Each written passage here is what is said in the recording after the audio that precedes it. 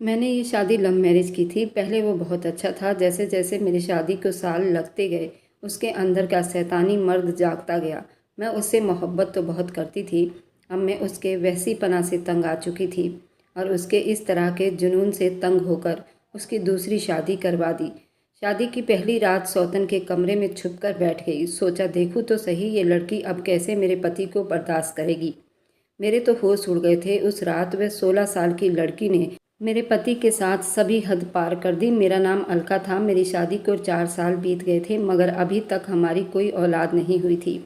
मेरे पति मुझ पर भरोसा करते थे। मैं बांझ थी मगर मैंने पति से झूठ बोल दिया था कि मुझे डॉक्टर ने कहा है कि हमारा बच्चा बहुत ही जल्द हो जाएगा और पति ने भी मेरी बात पर विश्वास कर लिया था।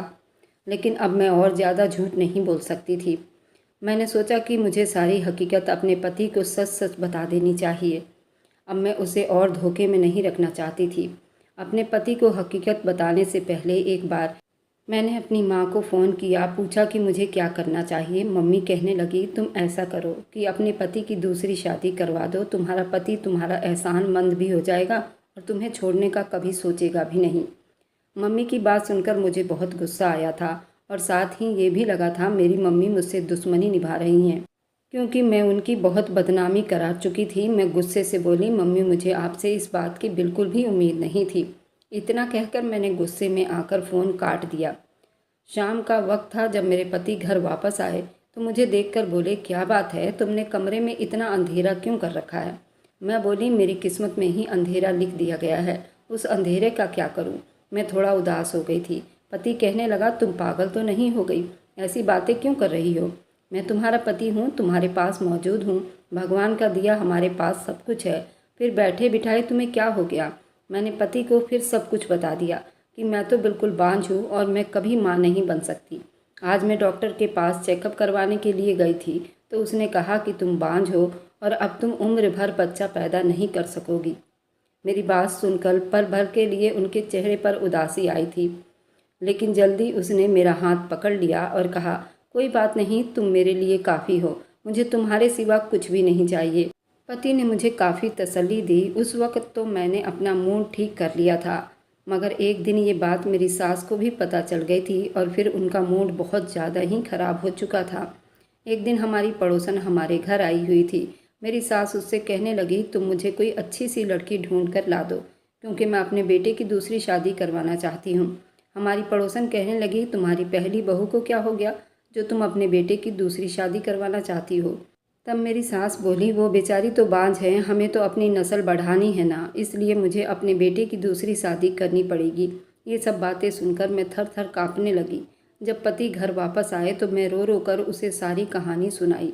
साहिल ने मेरा हाथ पकड़ा और मुझे कमरे से बाहर ले गया और अपनी माँ के पास ले जाकर खड़ा करके बोला मम्मी मैं अलका के अलावा किसी और लड़की के बारे में कभी सोच भी नहीं सकता और मुझे बच्चे से ज़्यादा अपनी पत्नी से प्यार है, इसलिए आज के बाद आप मेरी दूसरी शादी की बात मत करना मेरे साथ। वह गुस्से से आकर अपना सिर हिलाया और कहने लगी मैंने तो आज तक ऐसा आदमी नहीं देखा जो अपनी बांझ पत्नी की इस तरह नखरे उठाता हो। जबकि मुझे पति की बात से सुनकर मेरा हौसला बढ़ गया था। मैं बहुत ज़्यादा खुश हो गई थी।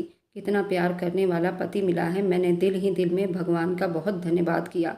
पति का प्यार मेरे लिए ऐसे ही सातों जन्मों तक रहे। रात का खाना खाया। मैंने सोचा पति को चाय बनाकर दे आती हूँ। मैं चाय बनाने किचन में आई तो मेरी सास के कमरे से आवाज़ आ रही थी। मैं अपना नाम सुनकर चौंक गई थी। मैंने गौर किया तो अपनी बेटी से फ़ोन पर बात कर रही थी। तुम फिक्र मत करो, मैं अलका को डिवोर्स ज़रूर दिलवाऊंगी, मैं अपने बेटे की दूसरी शादी ज़रूर करवाऊंगी।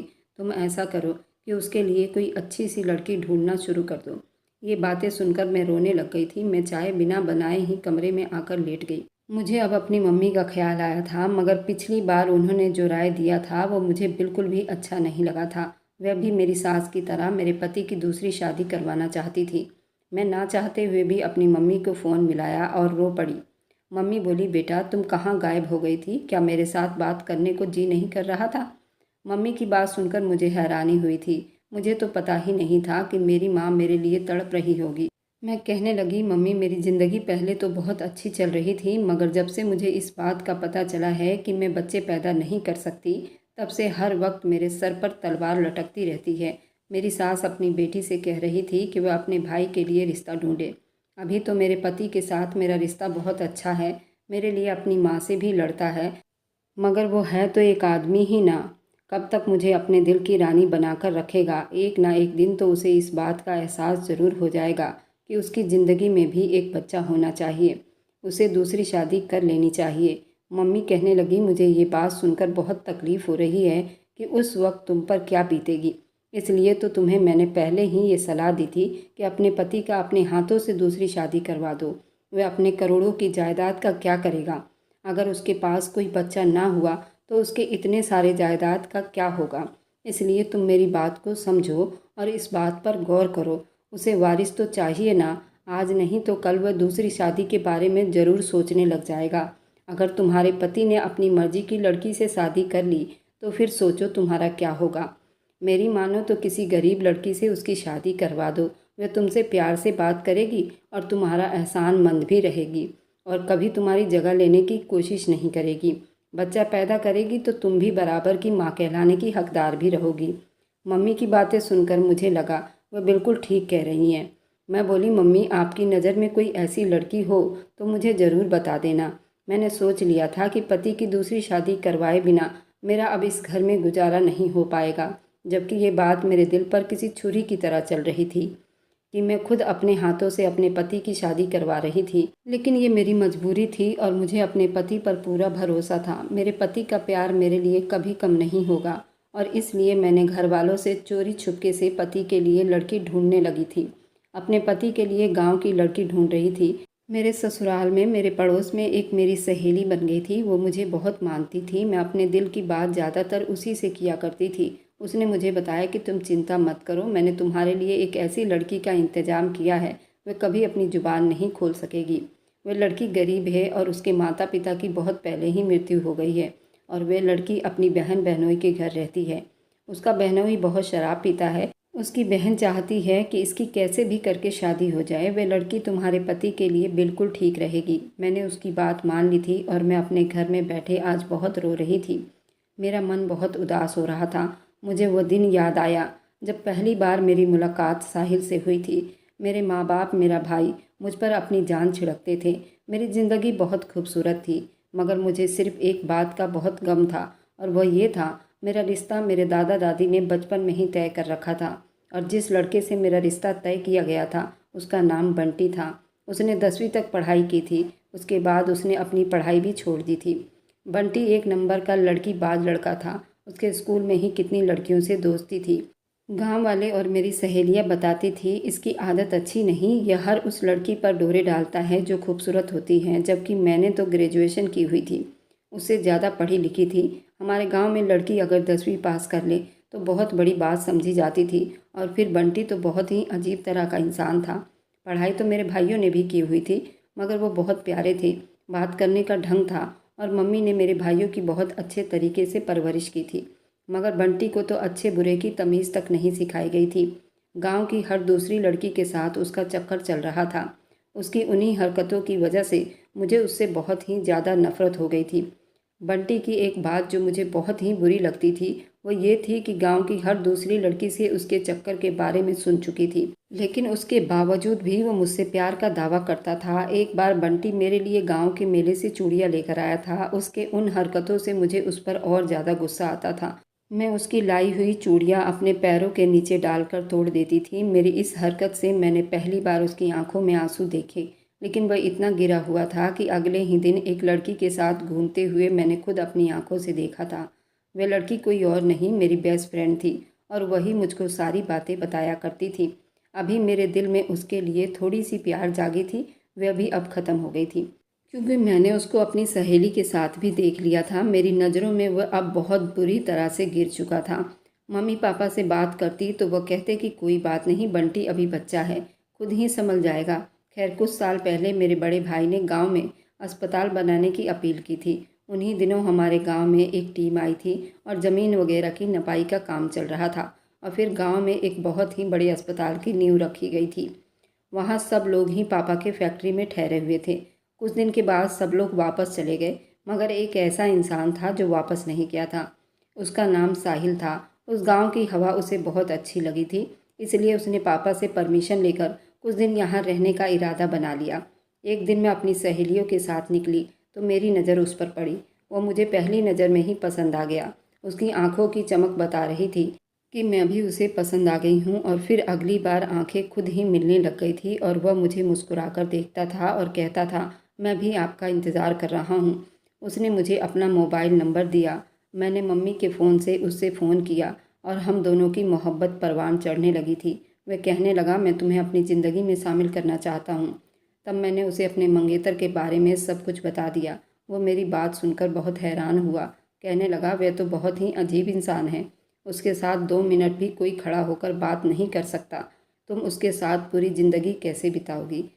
मैंने साहिल से कहा कि तुम अपना रिश्ता लेकर मेरे घर आ जाओ, हो सकता है मेरे माँ बाप को मुझ पर तरस आ जाए। उसने हामी भर ली थी और वापस शहर चला गया था और फिर पूरे 2 महीने के बाद अपनी बहन और माँ के साथ हमारे घर आया था। उसे मेरे पापा ने रिश्ता देने से मना कर दिया। मैं हर वक्त रोती रहती थी। मेरी भाभियाँ, मेरी मम्मी मेरा दिल बहलाने का कोशिश किया करती थी कि एक दिन मैंने पापा से खुद ही बात करने का फ़ैसला किया। मैंने उनसे कह दिया कि मैं उस आवारा बंटी से शादी बिल्कुल भी नहीं कर सकती। पापा ने मेरे सर पर हाथ रखकर बोला, बेटा, अपने पिता को जुबान दे रखी है। मेरे पिता ने मरने से पहले मुझे वादा किया था कि मैंने तुम्हारी शादी बचपन में ही बंटी से लगा दी थी। अब ये शादी किसी भी कीमत पर नहीं रुक सकती। और तुम्हारे मन में जो भी बंटी को लेकर गलतफहमी है, बंटी की गारंटी मैं लेता हूँ। पापा की बात सुनकर मुझे बहुत ही दुख हुआ था। मेरी आंखों में आंसू आ गए थे। पापा कहने लगे, कोई बात नहीं, वक्त के साथ साथ सब ठीक हो जाएगा। औरत अगर अच्छी और वफादार हो तो बुरे से बुरे लड़के को भी ठीक कर लेती है। पापा ये कहकर बाहर निकल गए थे। मैंने उसी वक्त साहिल को फ़ोन किया। मैं बुरी तरह से रो रही थी। कहने लगा, तुम फिक्र मत करो, मैं तुम्हें इस तरह बर्बाद नहीं होने दूंगा। मैं तुम्हें लेने आ रहा हूँ। फिर मैं भी उसके साथ शहर भागकर चली आई। मुझे मालूम था मेरे पापा की बहुत बदनामी होगी, मगर मैं मजबूर थी, उसको खोना नहीं चाहती थी।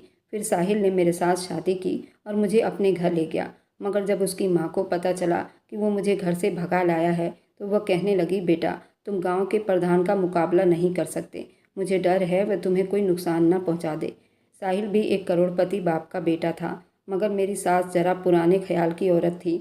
उन्होंने घर से भागी हुई लड़की को बहू स्वीकार नहीं कर पा रही थी। उन्होंने मेरे और मेरे पति के बीच फूट डालने की बहुत कोशिश की थी, लेकिन साहिल एक अच्छा पति साबित हुआ था। जिंदगी के हर मोड़ पर उसने मुझे इज्जत दी। ये भी भगवान की बहुत कृपा थी। मेरे पापा और भाइयों ने मेरा पीछा नहीं किया था, नहीं तो वो मेरी ज़िंदगी बिल्कुल नरक बनाकर रख देते। खैर, नरक तो अब भी बनी हुई थी, क्योंकि मुझे इस बात का पता था कि मैं बांझ हूँ, बच्चा पैदा नहीं कर सकती। मुझे कभी कभी ऐसा लगता था शायद मैंने अपने माँ बाप और भाइयों की बहुत बदनामी की और उनका दिल दुखाया। उसकी वजह से मुझे ये सब सज़ा मिली है। अब मैंने अपने पति की दूसरी शादी करवाने का ठान लिया था। मैं अपनी सास के जिद के आगे अपनी ज़िंदगी बर्बाद होने नहीं देना चाहती थी। इसलिए मैंने अपनी सास से ये बात छुपाकर अपनी सहेली को सारी बात बताई और वो मेरा साथ देने के लिए तैयार हुई। मैंने अपनी सहेली को अपने घर बुलाया। उसने मेरे सामने एक लड़की की तस्वीर रखी। मैं तो उसकी खूबसूरती देखकर ही बिल्कुल दंग रह गई थी। ऐसा लग रहा था जैसे चांद का टुकड़ा हो। उस लड़की की तस्वीर देखकर मैं बोली, मैं कभी भी अपने पति की शादी इस लड़की से नहीं करवाने वाली थी। उसकी खूबसूरती देखकर मेरा पति तो उसके इश्क में ही कहीं पागल ना हो जाए। मेरी सहेली कहने लगी, ये रिश्ता बहुत ही अच्छा है, उसको हाथ से मत जाने दो। ये सुनकर मैंने उसकी बात मान ली और फिर अपने पति की शादी उस लड़की से करवा दी। पर उस लड़की ने एक शर्त रखी थी कि मेरे पति के अलावा मेरा मुंह कोई नहीं देख सकता। बाकी तुम लोग जैसा कहोगे मैं वैसा ही करूँगी। मगर मैं देख रही थी कि शादी के कुछ दिन के बाद से ही मेरा पति बदलने लगा था। अपनी दूसरी पत्नी के कमरे से निकलता ही नहीं था। ऐसा लगता था जैसे वो मुझसे प्यार ही नहीं करता, बल्कि उस लड़की से करता है। फिर एक दिन मैंने अपने पति की असल हकीकत मालूम की। मैं छुप कर उसके कमरे में बैठ गई। मैंने उस लड़की को सिर्फ तस्वीर में देखा था। आज मैं उसको हकीकत में देखने की इच्छा कर रही थी। तभी साहिल के आने से पहले मैं पर्दे के पीछे छुपकर बैठ गई, ताकि साहिल और उस लड़की के बारे में जान सकूं। जब मैं उस लड़की को देखा तो मेरे पैरों तले से ज़मीन निकल गई थी, क्योंकि वह लड़की कोई और नहीं, हमारे गांव की मेरी बेस्ट फ्रेंड थी। पर उसने ऐसा क्यों किया था? वह तो बंटी से मोहब्बत करती थी। बंटी उसको पसंद करता था, ऐसा मेरी सहेली ने मुझे बताया था। और वही बंटी के बारे में सारी बातें बताया करती थी, जिसकी वजह से मुझे बंटी से नफरत होती चली गई। उसके बाद तो मैं सारी हकीकत जानती चली गई। साहिल कह रहा था कि मैं गांव में तुम्हें पसंद करता था, पर तुम हो कि बंटी को पसंद करती थी। इन्हीं वजह से मैंने ये सब जाल बिछाया और आज तुम देखो, तुम मेरी बाहों में हो। मेरी पत्नी कोई बांझ नहीं है, उसे तो पांच बनाया है। मैंने डॉक्टर को रिश्वत दी ताकि उसकी रिपोर्ट बदल दे और डॉक्टर ने ऐसा ही किया। आज सच में अलका ये मानकर बैठी है कि वो बांझ है। और साहिल मेरे पीछे इसलिए आया था कि वो मालिनी से मोहब्बत करता था और मालिनी मेरी बेस्ट फ्रेंड थी। लेकिन मालिनी तो बंटी से मोहब्बत का दावा करती थी। फिर उसने ऐसा क्यों किया? अब उसने मेरे पति से शादी क्यों की? ये एक बहुत बड़ा राज था। पर अब मुझे शादी के नाम से ही नफरत हो गई थी। मोहब्बत तो दूर की बात थी। अब मुझे उस हर चीज़ से नफरत हो गई थी। मगर मैं अलका को नहीं छोड़ सकता, क्योंकि मुझे पता है कि उसका बाप और भाई कितना खतरनाक है। इसलिए मैं उसको छोड़ने का सोच भी नहीं सकता। और जो औरत मेरी यहाँ पर सहेली थी, वह भी इन लोगों से मिली हुई थी। वह मानने की दूर की रिश्तेदार थी। तुम्हारे रिश्तेदार के साथ मिलकर तुमसे शादी का प्लान बना लिया। इस बार भी अलका बेवकूफ़ बन गई थी और मेरी शादी तुम्हारे साथ आखिरकार हो गई। मालिनी के आंखों में आंसू थे। मुझे ऐसा लग रहा था मालिनी खुश नहीं है, और जो तस्वीर दिखाई गई थी वह किसी और लड़के की थी। मालिनी भी बहुत ज़्यादा खूबसूरत थी। मेरी जान, तुम मुझे पहली नज़र में भा गई थी। तुम्हारे लिए मुझे क्या से क्या करना पड़ा। उसने कहा कि आखिर पैसों की ही जीत होती है। मैं जीत कर भी हार गई और तुम हार कर भी जीत गए। इसमें दो लोगों का बहुत ज़्यादा नुकसान हुआ है और शायद वे दोनों ही सच्चे प्रेमी हैं। साहिल ने कहा, क्या कह रही हो? मुझे कुछ समझ में नहीं आ रहा। कोई बात नहीं, मुझे तो मेरा प्यार मिल गया। मुझे और क्या चाहिए? उसने कहा, ये प्यार नहीं, ये सिर्फ जिद है। उनकी बातें सुनकर मेरे पैरों तले से ज़मीन निकल गई थी और मुझे कुछ समझ में नहीं आ रहा था आखिर क्या हो रहा है मेरे साथ। साहिल उसके साथ बहुत रोमांटिक बातें कर रहा था। मैं पूरी ज़िंदगी अब तुम्हारे साथ रहूँगा। ये मैं क्या सुन रही थी? मेरा पति क्या बोल रहा था, जिसकी वजह से मैंने खुद को दांव पर लगा दिया था? मैं दबे कदमों से उसके कमरे में चली आई। वो मुझे अपने सामने देखकर बिल्कुल हैरान हो गया था। उसे शायद अब बिल्कुल भी ये उम्मीद नहीं थी कि मैं उसकी राज इतनी जल्दी जान लूँगी, क्योंकि उसने मुझे बड़ी आसानी से बेवकूफ़ बनाया था और मैं बन भी गई थी। उस बेवकूफ़पन को मैं मोहब्बत समझ बैठी थी और इतना बड़ा फैसला कर लिया था। मैं बोली, अगर छोड़ना ही था तो यूं ही छोड़ देते। मुझे बाज बनाना ज़रूरी था? किसी इंसान से भगवान की दी हुई भेंट छीन लेना उसका खून कर देने के बराबर होता है। तुम सब ने मिलकर मुझे बेमौत मार दिया है। इतना कहकर मैं उसके कमरे से बाहर निकल आई। वे दोनों मेरे पीछे आए। कमरे का दरवाज़ा खटखटा रहे थे, मगर मैंने दरवाज़ा नहीं खोला। फिर उसी रात मैं अपने पति के घर से और उसकी ज़िंदगी से हमेशा के लिए निकल आई। मैं एक अनाथ आश्रम में रहने लगी। मैंने अभी तक उससे डिवोर्स नहीं ली थी, क्योंकि अब मुझे किसी भी आदमी पर भरोसा नहीं था। तो फिर डिवोर्स लेने का क्या फ़ायदा? मम्मी से फ़ोन पर बात किया करती थी और वो मुझसे मिलने भी आ जाती थी। वो मुझे घर ले जाना चाहती थी, मगर मुझ में इतनी हिम्मत नहीं थी कि मैं अपने भाई और अपने पिता का सामना कर सकूं। एक दिन अपनी किस्मत पर बैठी आंसू बहा रही थी, तब बाहर बैठा गार्ड मेरे पास आया। उसके हाथ में एक लिफाफा था। मुझे देते हुए कहने लगा, मैडम जी, ये लिफाफा एक आदमी आपके लिए दे गया है। उस लिफाफे पर नज़र पड़ते ही मुझे पहला ख्याल अपने पति का आया था। जी चाह रहा था कि वह लिफाफा उठाकर जल्दी बाहर फेंक दूं। जल्दी अपने उस ख्याल को पूरा करने के लिए मैं आगे बढ़ी, लेकिन फिर कुछ सोचकर मैंने वह लिफाफा उस कार्ड से निकाल लिया। वह लिफाफा खोला, मेरी सांसें ऊपर की ऊपर और नीचे की नीचे रह गई, क्योंकि उसमें वही रंग बिरंगी चूड़ियाँ थीं जो कभी मुझे बंटी ने लाकर दी थी। उन चूड़ियों को देखते ही बंटी का चेहरा मेरी आंखों के सामने घूमने लगा। ये चूड़ियाँ मुझे उसी ने भेजी थी। मैं जल्दी दरवाजे की तरफ भागी थी और गार्ड से पूछा, ये चूड़ियाँ तुम्हें किसने दी? तो उसने बताया कि वह तो चला गया। बंटी का चेहरा मेरी आंखों के सामने घूमने लगा। क्या बंटी को मैं अब भी याद थी? फिर उसने मालिनी को क्यों छोड़ा? मालिनी से तो वो बहुत प्यार करता था। आखिर क्या वजह थी उसने मालिनी को नहीं अपनाया? क्या था ये सब? मुझे कुछ समझ नहीं आ रहा था। मालिनी तो कहती थी वो मुझ पर मरमिटा है। साहिल तो कह रहा था कि वो मालिनी के लिए ही मुझे बलि का बकरा बनाया था। आखिर क्या था ये सब राज? मुझे कुछ समझ ही नहीं आ रहा था। मेरा दिमाग सुन्न होते जा रहा था। ये बात तभी पता चलती जब बंटी से मैं आमने सामने बात करती। मैंने कभी बंटी से बात करने की कोशिश ही नहीं की थी। सिर्फ मालिनी के मुंह से ही उसकी बुराई सुना करती थी। वही मुझको उसके बारे में बताया करती थी। वह इस लड़की के पीछे, उस लड़की के पीछे है। मैंने उसको वहाँ देखा है, मैंने उसको यहाँ देखा है, लेकिन मैंने आज तक किसी लड़की के साथ बंटी को नहीं देखा था। और शायद यही मेरी सबसे बड़ी गलती थी कि मैं दूसरों की बातों में बहुत जल्दी आ जाया करती थी। मैंने मालिनी की वजह से ही बंटी से इतनी दूर हो गई थी, उसकी हकीकत को नहीं जान पाई थी और आज मुझे बंटी की बहुत याद सता रही थी।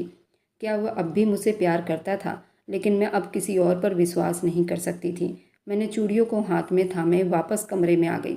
अगले दिन जब मेरी माँ मुझसे मिलने आई तो बंटी के बारे में पूछा और बंटी के बारे में जो कहानी मुझे मेरी माँ ने सुनाई उसे सुनकर तो मेरा दिल तड़प उठा था। मेरी माँ ने बताया कि जिस दिन तुम साहिल के साथ घर से भाग आई थी उस दिन बंटी बहुत रोया था। उसकी चीखों से पूरे गांव का दिल दहल गया था। माँ ने बताया कि तुम्हारे जाने के बाद वह एकदम बदल गया था। उसने अपने पिता की सारी ज़मीन बेचकर गांव में एक स्कूल खुलवाया और एक अच्छा आदमी बन गया है।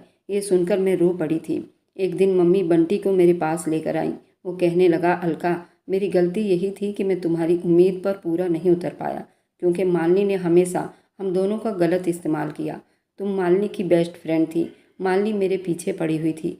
वह कहती थी मैं तुमसे मोहब्बत करती हूँ, लेकिन मैं तो तुमसे मोहब्बत करता था। मैंने मालिनी से साफ साफ कह दिया था कि मैं सिर्फ अलका से मोहब्बत करता हूँ, पूरी ज़िंदगी उसी से करता रहूँगा। उसने हम दोनों के बीच बहुत गलतफहमियाँ पैदा की। उसने मेरे बारे में सिर्फ तुमसे गलत बातें बताई। इसी गुस्से में आकर आज उसने तुम्हें पूरी तरह से बर्बाद कर दिया है, क्योंकि उसे पता था कि तुम साहिल की पत्नी हो और साहिल तुमसे नहीं, मालिनी से मोहब्बत करता था। उसने जब हार मान लिया कि मैं उसे कभी नहीं अपना सकता, तब उसने तुम्हारी ज़िंदगी में जहर घोला और उसने साहिल से शादी कर ली कि तुम बुरी तरह से टूट जाओ। लेकिन मैं तुम्हें टूटने नहीं दूंगा, ये मेरा वादा है। मेरे दिल के दरवाजे अब भी तुम्हारे लिए खुले हैं। मेरे दिल में तुम्हारे सिवा कोई और लड़की नहीं। ये सुनकर मैंने उससे कहा, मैं साहिल की पत्नी हूँ और बांझ औरत हूँ। जिस पर बंटी ने कहा कि अलका, तुम मेरे लिए वही हो जो पहले थी, जिसे मैं आज भी उतना ही मोहब्बत करता हूँ। ऐसा करता रहूँगा जब तक मेरी ज़िंदगी है। अगर तुम शादीशुदा बांझ हो तो मुझे कोई परवाह नहीं। मैं ये सुनकर खुश हो गई। मम्मी ने मुझे बताया बंटी अब भी मुझसे शादी करना चाहता है, इसलिए मैंने हाँ कर दी और सबसे पहले साहिल से डिवोर्स ली। उसकी असली औकात दिखा दी। जहाँ मेरे भाई और पिता ने खुशी से मेरी शादी की, क्योंकि उनकी खुशी यही थी। एक हफ्ते के अंदर अंदर मेरी और बंटी की शादी हो गई। मेरे माँ बाप ने बड़ी धूमधाम से मेरी दूसरी शादी करवाई। ऐसा लगता था ये मेरी पहली शादी है। शादी की खुशी क्या है, मैं अब उसे महसूस कर रही थी। आज मेरा दिल सिर्फ बंटी के नाम से धड़क रहा था। मैंने कभी नहीं सोचा था कि बंटी के साथ मेरी ज़िंदगी इतनी खुशहाल होगी। शादी के एक हफ्ते के बाद ही मुझे उल्टी आने लगी थी। बंटी मुझे तुरंत अस्पताल ले गया। वहाँ पता चला कि मैं 3 महीने से प्रेग्नेंट हूँ। ये बच्चा ज़रूर साहिल का ही था। बंटी ने एक शब्द भी कुछ ना कहा और वह इतना खुश हो गया जैसे पूरी दुनिया उसके कदमों के नीचे है। उसने मेरा इतना ख्याल रखा और कभी उसने ये ना पूछा ये बच्चा मेरा नहीं, क्योंकि अभी बंटी से मेरी शादी को 1 हफ्ता हुआ था और मेरे पेट में बच्चा 3 महीने का था। मैंने 6 महीने बाद एक बेटे को जन्म दिया था। बंटी मुझे गांव से शहर लाया था ताकि मेरे ऊपर कोई उंगली ना उठा पाए। आज मैं बहुत खुश थी, क्योंकि असली प्यार तो मुझे बंटी दे रहा था। मैंने बंटी को अपनी और साहिल की सारी कहानी सुनाई थी। एक दिन अपने बेटे को लेकर बंटी और मैं शॉपिंग के लिए गए थे। वहीं दुकान के बाहर साहिल और उसकी पत्नी मालिनी मिली, लेकिन उसके चेहरे पर एक चमक नहीं थी। वह शर्मिंदा था। कहने लगा, मुझे और मालिनी को अपने किए की सज़ा मिल गई है। मैंने बांझपन का नाटक किया और देखो ना, मालिनी सच में बांझ है। मेरी शादी को 3 साल बीत चुके हैं और मैंने मालिनी का लगातार इलाज करवा रहा हूँ। डॉक्टर ने हर जगह से जवाब दिया है कि ये बच्चे पैदा नहीं कर सकती, ये बांझ है। मेरे साथ तो वही किस्सा हो गया है। जंगल में शेर आया, झूठ मूठ शोर मचाया। जब शेर आया तो किसी ने नहीं बताया। मुझे शेर ने जख्मी कर दिया है। मुझे कभी औलाद नसीब नहीं होगी। मालिनी भी अपना सर झुकाए खड़ी थी। उसने एक नज़र भी बंटी को नहीं देखा। उसने दौड़कर आकर मुझे गले से लगा लिया और उसने कहा कि बंटी हमेशा तुम्हारा था, तुम्हारा ही रहेगा। मैंने 3 साल के बेटे को अपनी उंगली पकड़ा रखी थी और बंटी ने मेरी 2 महीने की बेटी को गोद में उठा रखा था। यानी हम दोनों स्वस्थ थे और बंटी की एक बेटी थी और साहिल से मुझे बेटा पैदा हुआ था। और ये बात बंटी बखूबी जानता था, लेकिन बंटी ने कभी जुबान पर नहीं लाया था और ना ही कभी बंटी ने उन दोनों बच्चों में कोई फ़र्क किया था। पर यह बात मैंने साहिल को बिल्कुल भी नहीं बताई थी और ना ही मैं बताने वाली थी, क्योंकि वह इसी लायक था। वह एक नंबर का धोखेबाज था और मालिनी भी उससे 100 कदम आगे थी। उन दोनों को ये सज़ा मिलनी ही थी। आप लोग बताइए, क्या मुझे साहिल को ये बतानी चाहिए कि उसका बेटा मेरे पास है? एक दिन मैंने बंटी से बात की थी। उसने कहा कि ये तुमने पैदा किया है, उसकी हकदार भी तुम हो और तुम ही फैसला करोगी तुम्हें क्या करना है। उसने कहा कि मुझे तो सिर्फ तुमसे मोहब्बत है और तुम्हारे जिस्म से। जो भी बच्चा पैदा हुआ वो मेरे दिल के पास है। जितनी मोहब्बत मुझे तुमसे है उससे कहीं ज़्यादा उन बच्चों से भी है। बंटी ने कहा, अगर तुम कहो कि दिन है तो मैं कहूँगा दिन है, अगर तुम कहो कि रात है तो मैं कहूँगा रात है। मुझे कोई ऐतराज़ नहीं होगा। तुम मेरी सांसें हो, तुम ना रही तो मैं तुम्हारे बिना जिंदा नहीं रह पाऊँगा। मैं बंटी की मोहब्बत में तो रोज़ निखरती थी। मैं अपने आप से बहुत शर्मिंदा थी कि मैंने क्यों ऐसे इंसान पर विश्वास ना किया, दूसरों की बातों में आ गई। मेरी कहानी सुनाने का मकसद यही है, अगर कोई तुमसे कहता है फला आदमी गलत है तो तुम्हें खुद से उस इंसान को जानने का मौका देना चाहिए, ना कि दूसरों की बातों में आकर उसको गलत ठहराना चाहिए। मैं आप लोगों से पूछती हूँ, क्या मुझे साहिल का बच्चा वापस लौटाना चाहिए या नहीं? और मेरी वीडियो आप लोग जहाँ कहीं से भी देखते हैं, कमेंट में अपने शहर और राज्य का नाम ज़रूर बताइए। मुझे आप लोगों के कमेंट पढ़ने में बहुत आनंद आता है और उन सभी का मैं बहुत बहुत धन्यवाद करना चाहती हूँ जो लोग मेरी वीडियो को देखते हैं, लाइक करते हैं और शेयर करते हैं। अगर आपको आज की कहानी पसंद आई है तो वीडियो को ज़रूर लाइक कीजिएगा और अपने दोस्तों के साथ शेयर भी कीजिएगा। और हाँ, अगर आपने अभी तक हमारे चैनल को सब्सक्राइब नहीं किया है तो ज़रूर सब्सक्राइब कर लें। मिलते हैं हम अपनी कल की एक और नई दिलचस्प कहानी के साथ। मुझ पर सदा अपना प्यार और स्नेह बनाए रखें। सभी को मेरा प्यार भरा नमस्कार दोस्तों। खुश रहें, स्वस्थ रहें, मस्त रहें।